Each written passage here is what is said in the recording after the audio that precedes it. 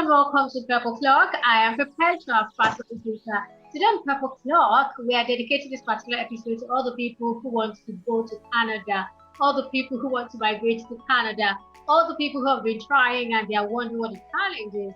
Well, maybe there's a challenge, maybe it's just not for you.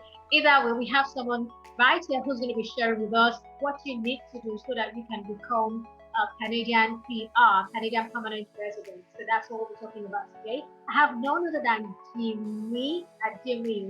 So Jimi at Jimi will be telling us a thing or two about becoming a Canadian PR. But before then, he's going to tell us a little about himself, how he got his, and just that, and then we move on to the various routes you can take if you want to get your Canadian PR and maybe the preferred option on all of that. Welcome one more time. It's 12 o'clock and I am prepared to have Fasanmi-Peter. Hello Jimi, how are you doing today? I'm good, Perpetual Purple Clock. Thank you so much for inviting me. It's so good to have you on board. So very quickly today, we would like to start with you. So tell us about your Canadian journey, how you migrated and everything. Thank you. I came in as a student. I came in to Canada to start my master's or to do my master's a few years ago. So after my master's, I got a job. Then I had work experience, qualified work experience, and then I applied for PR and I got a PR like almost less than 2 years after graduating from school. So that's one common route that people get Canadian permanent residency. All right, that's one route now. So I want to say something. This particular route, is it automatic? Is it easy? Is it that once you try it, it's going to work for you? Do you get admission almost immediately, or are there certain things that we considered? Oh, okay. Oh, sorry. So this route, which is the student's route, and it's usually called the Canadian Experience Class, CEC. That's what they call it. So basically, that's those that came to Canada to school, and after schooling, they got their postgraduate work permits, which is usually depending on the education, usually 3 years. Maximum. So they get some work experience while working after school. Then they qualify to apply for permanent residency. So that's basically the Canadian Experience Class. So that class or that group of people entails those that are already in Canada. Maybe they came as a student and graduated and everything, or they came in as a worker in Canada. Then they got like 1 year or 2 years work experience, however the case may be. Then they apply for permanent residency. So getting a student visa is a different topic entirely, because that has to do with getting an admission into a Canadian university or college. Okay, so briefly, so to come in as a student in Canada, you have to look for an admission, maybe for a master's program or undergraduate program and things like that. So when you get your admission letter, no matter your program or school, then the next step will be to apply for study visa in your country of residence. So if you're lucky and you get a study visa, then you come to Canada to resume school.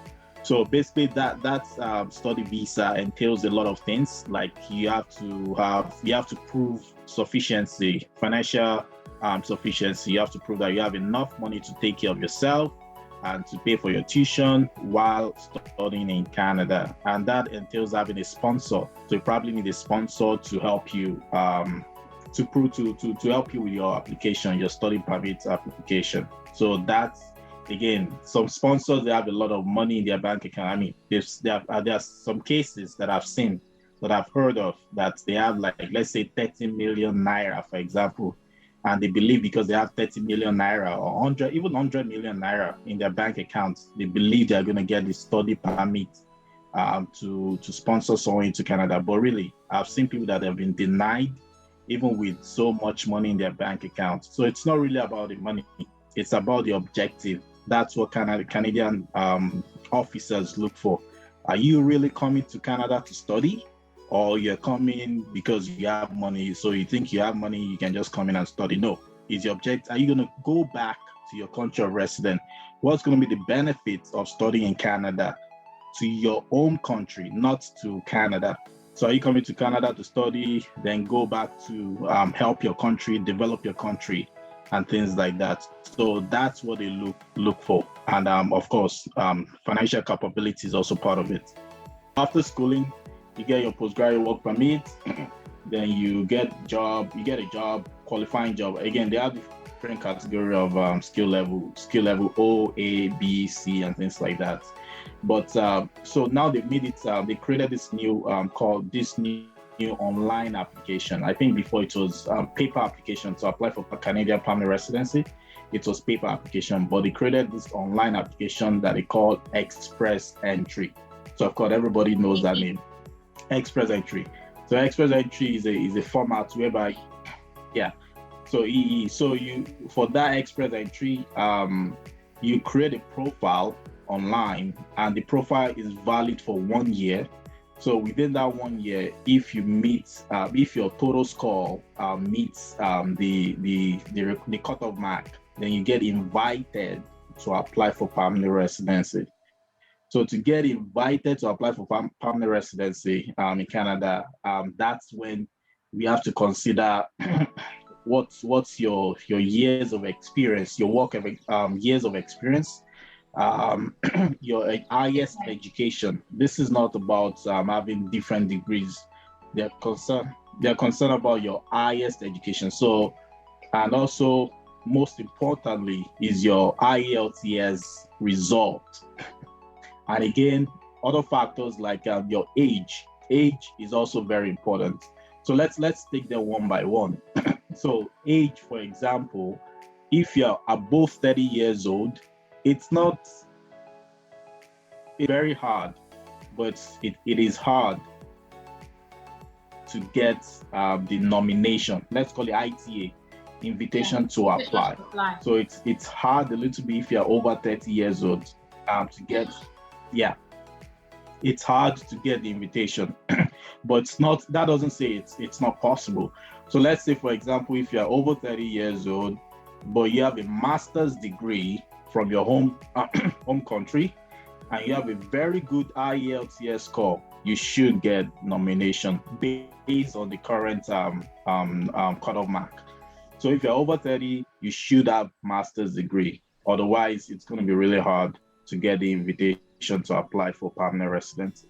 So age is a factor. Usually, if you're under 30 years old and you have a master's degree and you have a very good IELTS score, like you have 8 in your listening and 7.77 in other sections, the remaining 3 sections, and you have all those other criteria, less than 30, and you have master's degree, trust me, it's going to be really straightforward to get a nomination. So basically what Canada is looking for is professionals, so to say. They're looking for professionals. So if they're not looking for professionals, then everybody that has bachelor's degree will automatically be in Canada by now. But they want people that are highly qualified. They have good, excuse me. They have good IELTS score and good work experience. So for work, I wish. So yeah. So yeah. So they also want people that are younger. They want younger professionals. Let's just put it that way. Young professionals. That's what they want, and those that can help them build their economy. Because let's look at Canada, for example. Canada is the second largest country in the world. It's the second largest country in the world in terms of land mass, and Canada has about 10 provinces and 3 territories. The province that I am currently, British Columbia, it's about, I think, over 900,000 square feet or square kilometer or something like that. which is bigger than which is bigger than Nigeria itself. So just one province is bigger than the whole of Nigeria. So that's to tell you how much they need people so badly. They need professional, and they don't just want to bring anybody. They want to bring professionals and people that are ready to build their economy. So that's the objective of Canada. And now they've increased the quota. Want to give permanent residency this 2021, for the next 3 years they've increased the quota. So basically they are so interested in bringing a lot of people into Canada, or making a lot of people permanent resident. So to the extent that just recently they nominated, the cutoff mark was 75 or so. And that's just for people, the CEC class, people that are already in Canada. Basically, about 90% of them are already in Canada anyways. So they invited thousands of them this year, like around February 13 or so. So, but because of the pandemic, they've not been able to really invite those that are outside Canada because of the pandemic. Mm-hmm. So that's why I would advise people that are outside Canada to remain in the express entry pool, and hopefully when this pandemic is over, I bet you they'll probably invite more people than ever again. Yeah.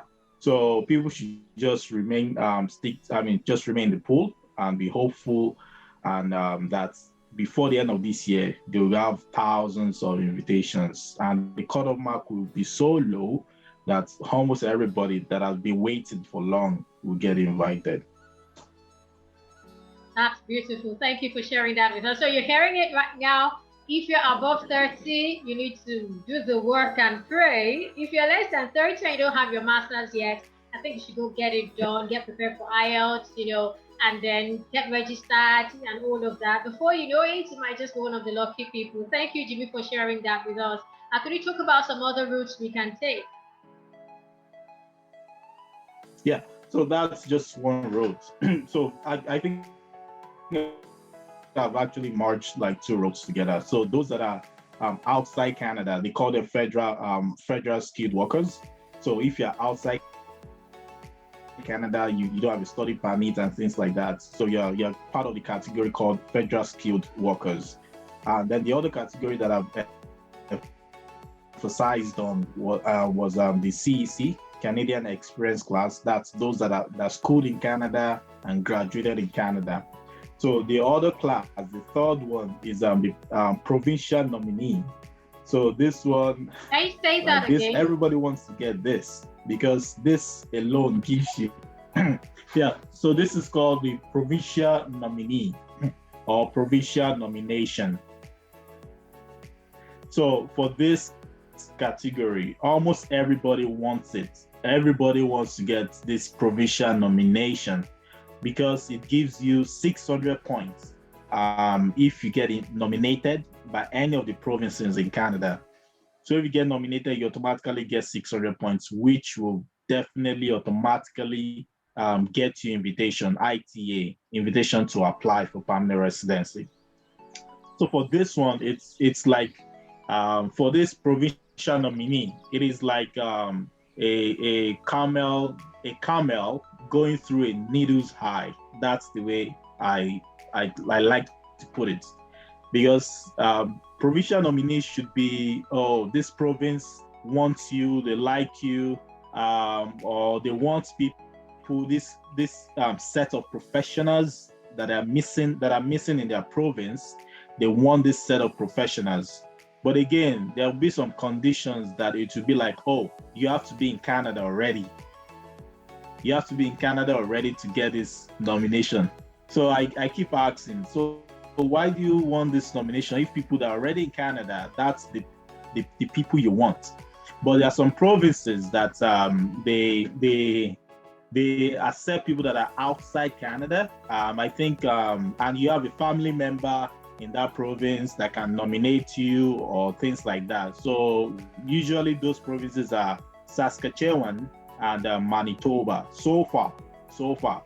But other provinces, you have to be in Canada. For example, British Columbia, you can never get it if you're outside if you're outside Canada. You can be outside British Columbia, you can get nomination. But if you're outside Canada and you want to get BC, British Columbia nomination, you can't get it right now. Maybe in the future they can change the rules, but right now it's only for those that are inside Canada. Those are the people that British Columbia are inviting or giving the nomination. So basically, you need for the nomination, you need an employer to sponsor you. It's not that the employer is going to pay for anything or buy you anything, but the employer has to say that, hey, has to give a job offer saying that they need you to work for their company, for example.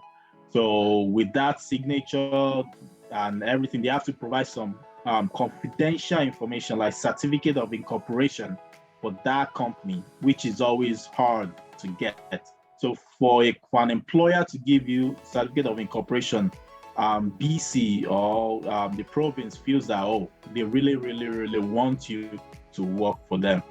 So that's called the provincial nominee, which is it's very difficult, sincerely. It's very difficult to get for those that are outside Canada. Or if you're lucky, you might get it. Okay, so you've shared three with us: PN, CEC, and the Federal Skilled.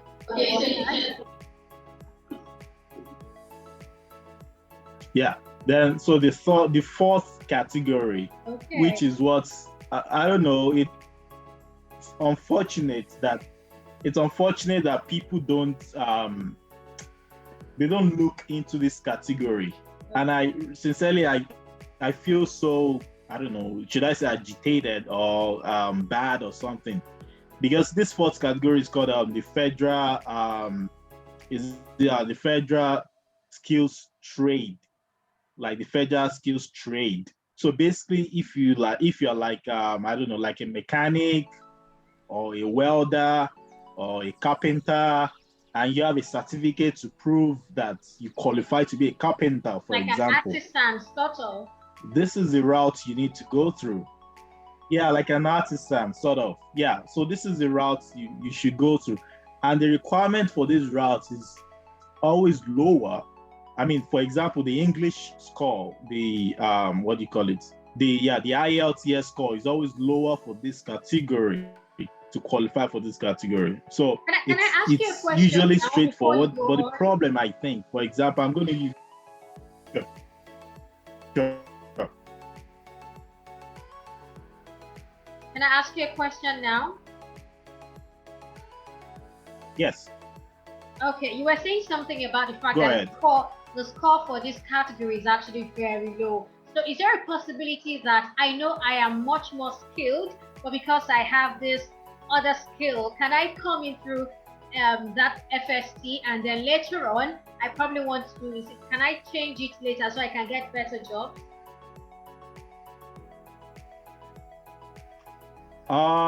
Yeah, I think so. So if you come in, for example, as a carpenter, you get the nomination and everything, invitation and everything, and you come in as a carpenter, and you change your mind that you don't want to be a carpenter anymore, and you look for a job as an accountant, for example, good luck. Nobody stops you. Yeah. Oh. So you can come in as a carpenter and you feel like you don't like that profession anymore, then you can come in. If you get a job as an accountant, you have maybe bachelor's degree, or you decided to go to school for a different profession like accounting, for example, and instead of being a carpenter, you want to be an accountant. It's totally up to you. The main thing is you're already in Canada. You can do whatever you like. You can change your mind, your career path and everything. Nobody's going to say that, oh, you came in as a carpenter, you must be a carpenter for life. No. Well, that's beautiful. So go ahead. I think I just had to interrupt you there. Yeah, that's okay. So you come in as a federal through the skills trade, but I think the major problem is the providing the certification or the certificate that shows that you're qualified, or the training that shows that you're qualified to be a carpenter, for example. I think that's the biggest challenge most people face. For example, I'm going to use my country, my country is still Nigeria, whether I like it or not. I'm going to use my country whereby there's so many people that get trained to be a carpenter, to be a mechanic under a professional or more experienced mechanic, but they don't have anything to prove, or because because they just their parents just say, oh, loba but amukaila koko any mechanic for some years, then do what do you call it, sent forth or something like that. So because graduation. So because there's nothing educationally to prove that person is a carpenter. So that's where the challenge is for most people in Nigeria, for example. Certificate they normally get from who? From their trainers. When they get trained, they have this certificate that's handed down and then all of that. So that's the problem. They get certificate from their trainers, but are those trainers qualified trainers, or they just went to meet they went to a computer center. This guy, can you just print this certificate for me? You know how to print certificates, right? Just put my company's or my business name on it. I'll give this person a certificate. No, Canada wants a recognized institution. Let me put it that way. A recognized institution.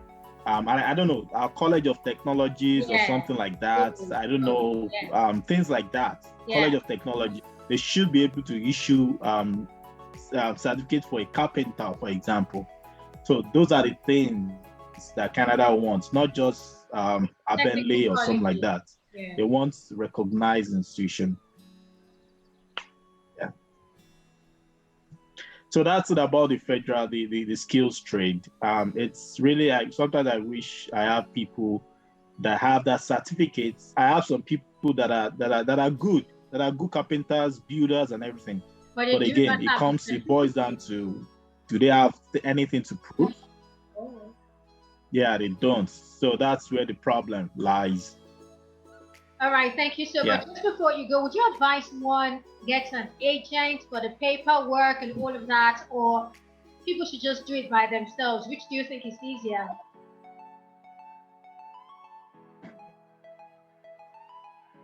So I've had this question several times.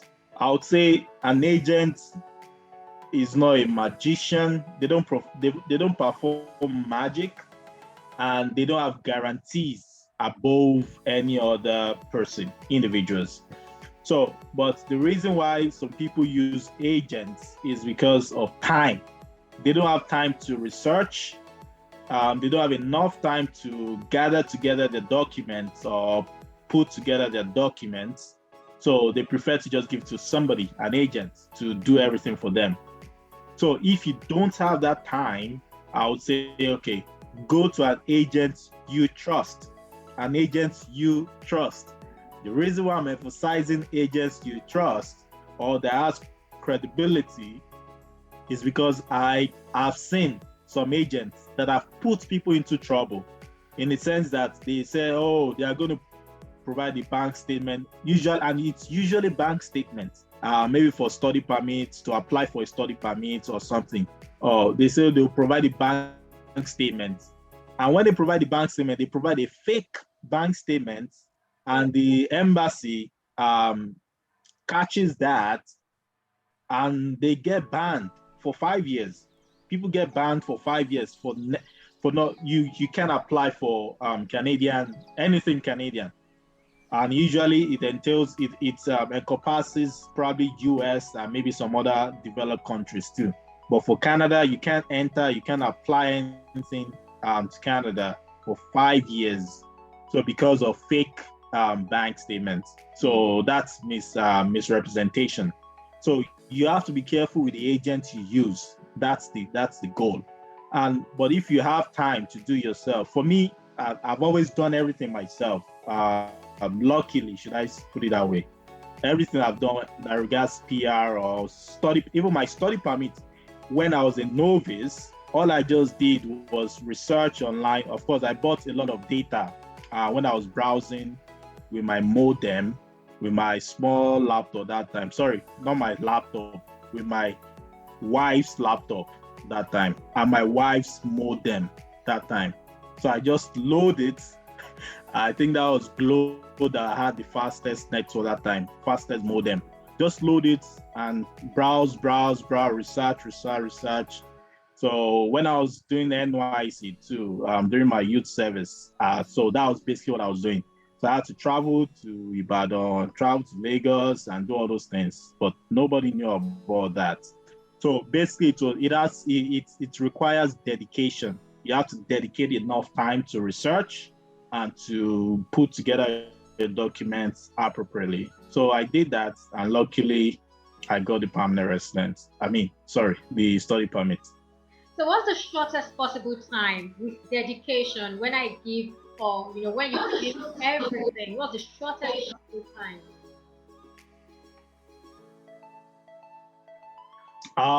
So that's the problem with Canadian visa application is they don't rush. Unfortunately, they don't rush.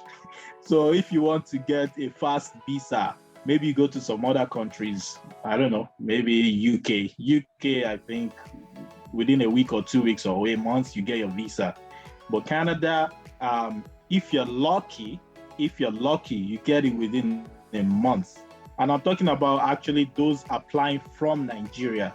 This is those applying. I know those applying from maybe other developed countries, they get it faster. But those applying from Nigeria, they carefully analyze our documents, of course, because of these trust issues. So they carefully analyze our documents. So on average, Canadian visa, whether study permit or anything, it takes on average 3 to 6 months on average. For permanent residents, it's 6 months standard for anybody, 6 months. But some might be longer, it might take longer depending on your issue, on the applicant's issue. It might be longer than 6 months, but on average, that's the goal, or that was the goal of Express Entry, to process all permanent resident application within 6 months. So, but recently, because of the pandemic and everything, it's taking longer and everything. So, for Canadian visa, generally for applicants from Nigeria, on average, get ready 3 to 6 months or longer if you're lucky. All right, thank you so much, Jimi, for your thoughts and all that you shared with us today. Just before we wrap up the show for today, is there something you'd like to share? I'd like to share. I don't know how to put it, but Just say. This country, Canada, needs this country needs a lot of people, no doubt. It needs a lot of people. I mean, there are lots of land and everything everywhere. But I'll just advise people to start planning early. Start your planning early as possible. And again, it's never too late. No matter your stage, whether when you were single, you should have applied. Now you're over 30 years old. It's too late. No, it's not too late.